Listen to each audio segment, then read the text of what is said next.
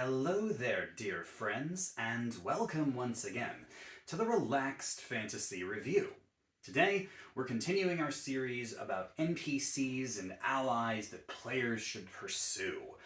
I have dug through the books, the Monster Manual, and others like it, searched through adventures, and found what I believe to be the best and most useful allies that players could possibly ask for.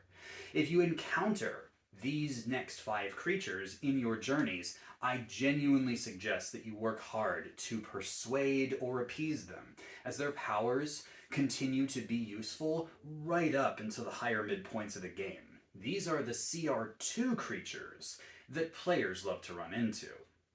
Before we begin, though, I'd like to let you know that Relaxed Fantasy Review has memberships for just $1 a month. You can support me in what I do here on YouTube. You click the join button just below this video, and you get a little badge next to your name in the comments. But if you can't offer to support, just subscribing, liking the video, just watching is enough to help me here on YouTube, so thank you very much. You have my undying gratitude for being here. So, let's start off our CR2 creatures with a bang. Let's talk about the Fairy Dragon.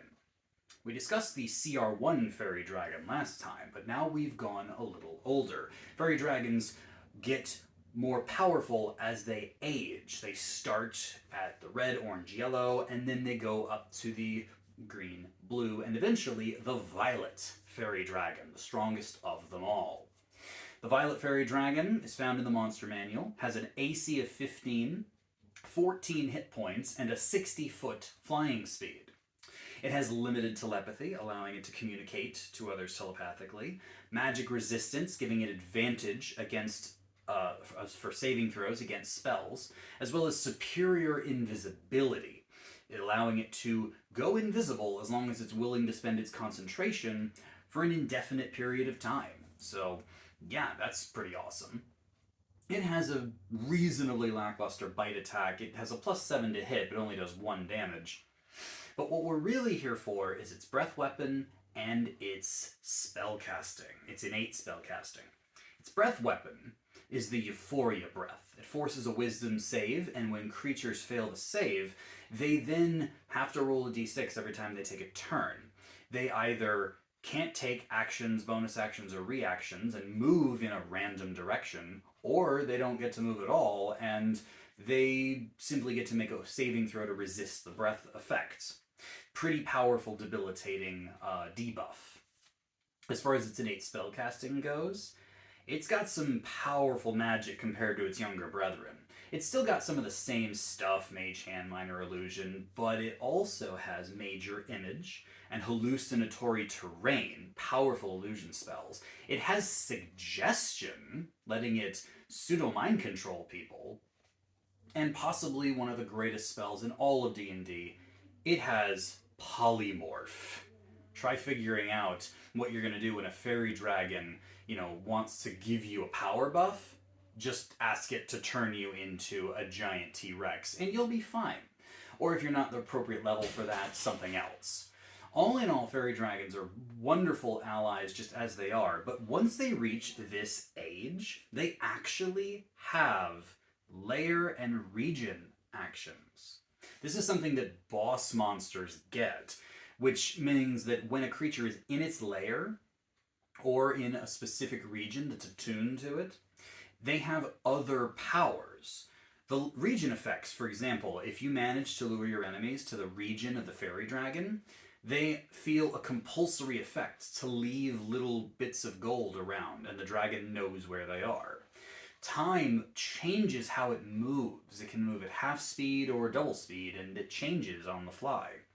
It also creates the Mischief Afoot feature, which is more a long-term thing. If you spend a year living within a mile of a fairy dragon's lair, you just get the unstoppable urge to prank people forever.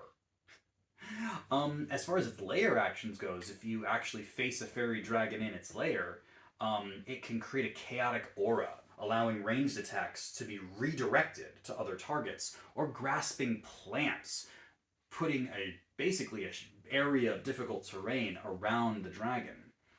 Having a dragon like this as your ally, luring enemies into its lair, if it's on your side and it's willing to help you out, maybe you made a deal with it, I don't know.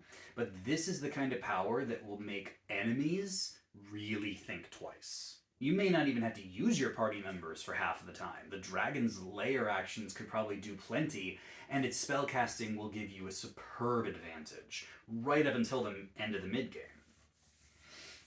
But let's simplify. That's a lot for one creature. How about we look at something a little simpler? The priest. Also out of the monster manual, a priest is basically an NPC cleric. They've got an AC of 13, 27 hit points, and a speed of 30 feet. They have a mace attack, plus 2 to hit, 1d6 damage, nothing crazy there. They can use the Divine Eminence power. This gives them the ability to effectively smite, where they hit and then they choose to do extra radiant damage. But again, what we're here for is their spell casting. They can do the classics: cure wounds to keep you alive, lesser restoration to take care of ailments. And that'd be cool and all, but clerics, or in this case priests, have more than just healing magic. This priest is packing spiritual weapon and spirit guardians. One of the best 1-2 punches that any player character in the mid-game can use, and having an NPC for that is phenomenally strong, especially one who, after casting Spirit Guardians and creating a protective aura around you all, and summoning a spiritual weapon that they can use their bonus action to attack with, they can be healing, they can be helping, they can do all sorts of stuff just by being on the battlefield. And that's a really valuable ally, especially if the party doesn't have a dedicated healer or a cleric in the party. Adding a priest as an NPC can fill a really important gap. As far as filling gaps go, let's take a step away from the monster manual and go into the Guildmaster's Guide to Ravnica. Lots of cool creatures in this one, and we're going to look at the Counterflux Blast Seeker. An interesting name, to be sure. This is another one of those weird NPCs that's got a lot of quirky powers. They've got a natural AC of 13, 39 hit points, and a speed of 30 feet. They carry a rapier with them, which they can use to attack, plus 5 to hit, 1d8 plus 3 damage. But they've got 2 powers here that are key. First is, you guessed it, innate spellcasting.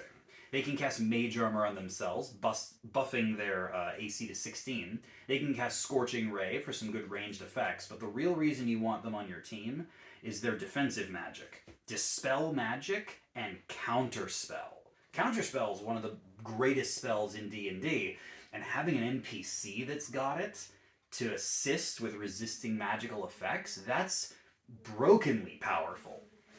But it actually gets better because they have another feature called Counterflux Overcast. It's an aura effect where they can, after they cast a spell, like Scorching Ray or something, they can target an area. That area then becomes a zone where creatures either have advantage on their saves or disadvantage on their saves. Meaning that you can set up a debuffing area or a buffing area for allies or for enemies. And that level of versatility, along with, a decent defense and a good attacking spell, is just great. You can counterspell, dispel, give advantage, give disadvantage. This NPC can do awesome things.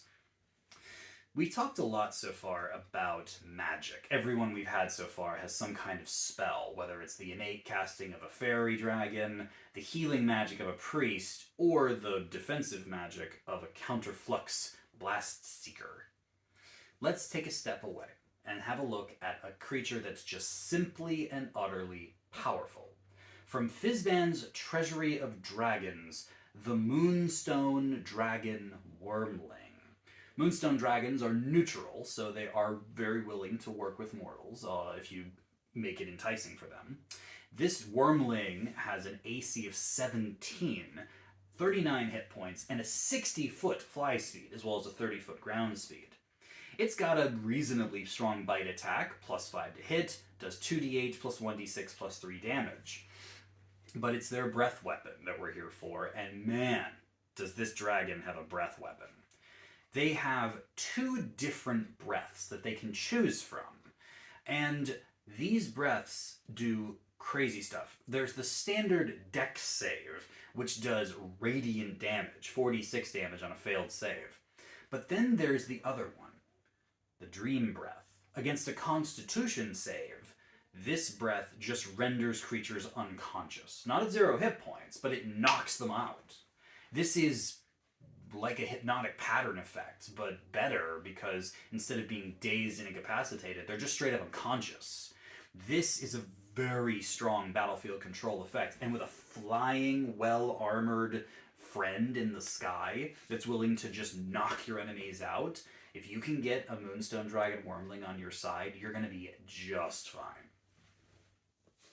Then finally, let's take a step even simpler. Let's go to the very, very simplest we can go, to the Waterdeep book, Dungeon of the Mad Mage, the animated ballista.